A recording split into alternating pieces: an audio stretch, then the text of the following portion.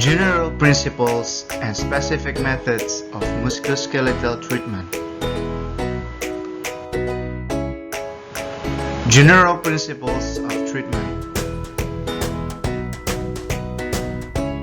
First, do no harm.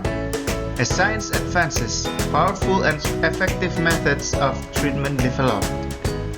Potential for great benefit, but also great potential for great harm. It is double-edged sword. Iatrogenic disease is the main reason for litigation. Should potential benefit over potential harm. Base treatment on an accurate diagnosis and prognosis. Do not treat only a secondary manifestation of the disease, for example, symptoms or signs. Always treat the primary causes. Disservice to the patient. Unexpectedly common.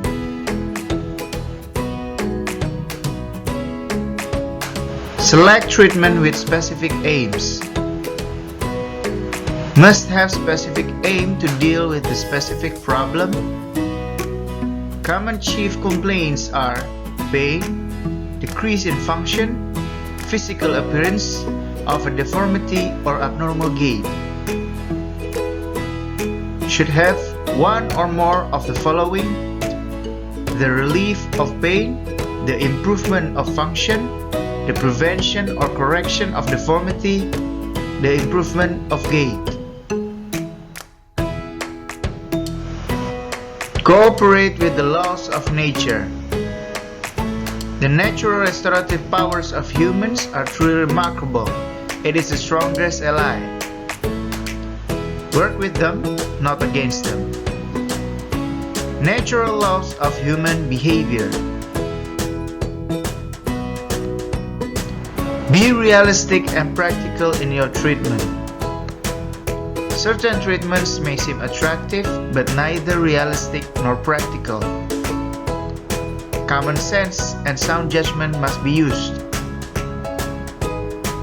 Ask, will it be worth it for the patient for the risk, the discomfort, the period of absence? Select treatment for your patient as an individual. The treatment of many non-traumatic disorders of musculoskeletal is elective rather than emergency. A given disorder may present different problem for one individual than it does for another. Tailor to the need of the patient. To cure sometimes, to relieve often, and to comfort always. General forms and specific methods of treatment. The first is psychological consideration. The second, therapeutic drugs. The third, orthopedic apparatus and appliances. Fourth, physical and occupational therapy. Fifth, surgical manipulation. Sixth, surgical repair and reconstruction. Seventh, electrical stimulation. 8. Continuous passive motion. And the 9th, radiation therapy.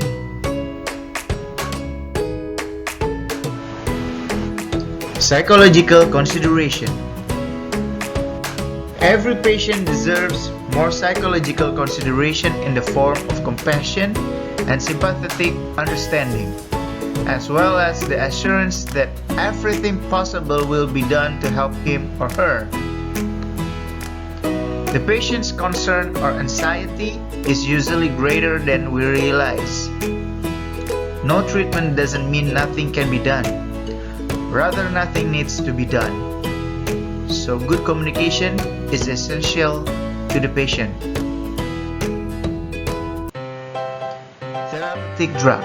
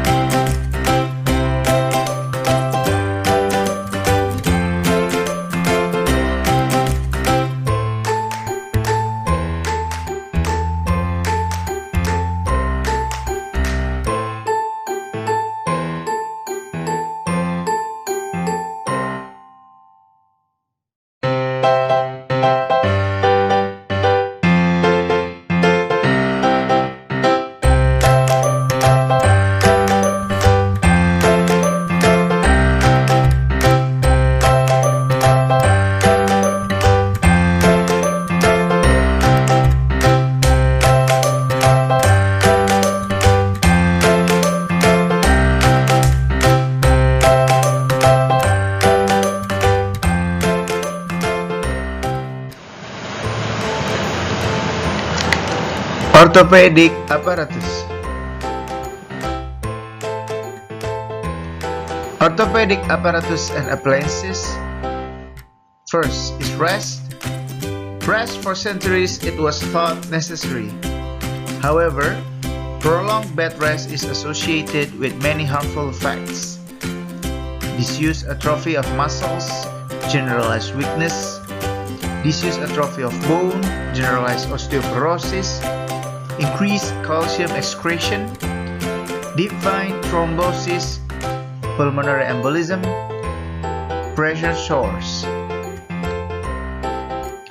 Relative rest for limb is preferred than total rocker rest or immobilization of limb. For example, continuous traction to stretch gradually soft tissues that have become shortened, to relieve painful muscle spasm, to maintain length of the limb and alignment of fracture.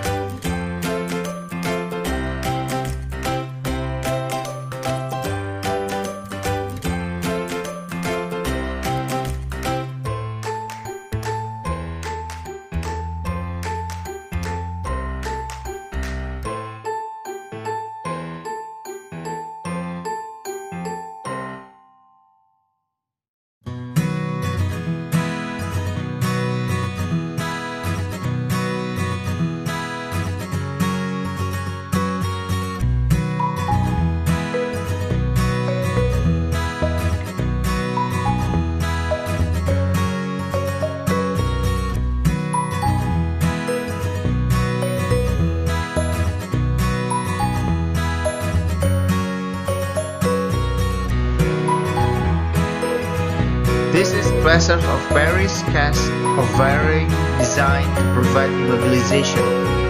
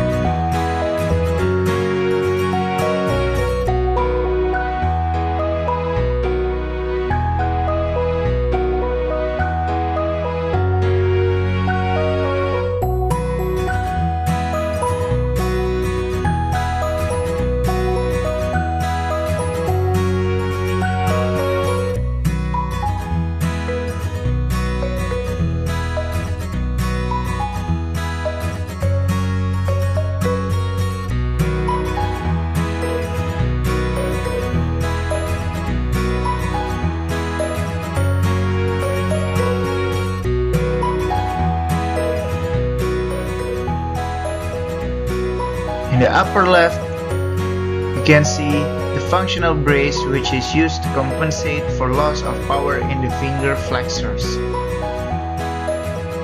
On the right side, you can see a spinal brace which is the type of lumbosacral brace which limiting the extremes of motion of the spine and used to relieve certain types of low back pain. These are the standard metallic lower limb brace and also orthosis constructed of light plastic materials.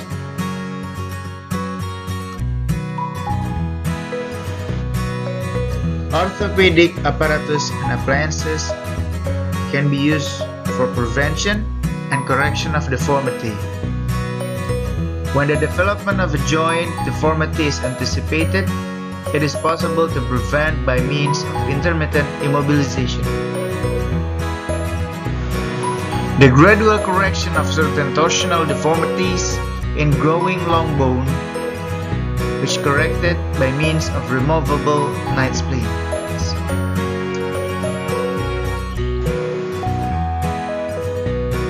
The gradual correction of certain torsional deformities in growing long bone, corrected by means of removable night splints, as you can see on the figure on the right side.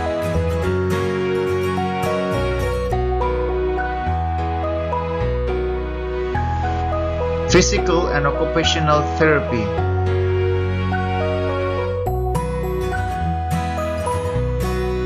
The aims are to regain and maintain joint motion, to increase muscle strength, and to improve musculoskeletal function. Physical therapy tends to primarily focus on gross motor function. Occupational therapy more likely to address fine motor skills. For joint motion, the safest method of regaining motion in painful stiff joint is active movement.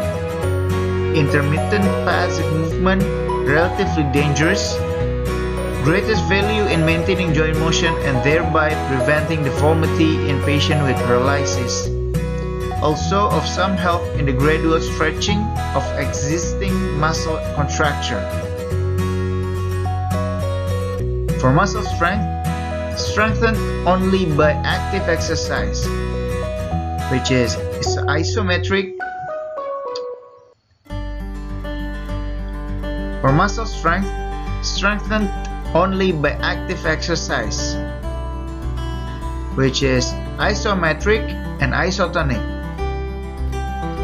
Faradic, to teach volitional control. Galvanic, to minimize atrophy in the nervated muscles. For improvement of musculoskeletal function, a functional training which involves coordination of muscles in skillful and purposeful activity can be done.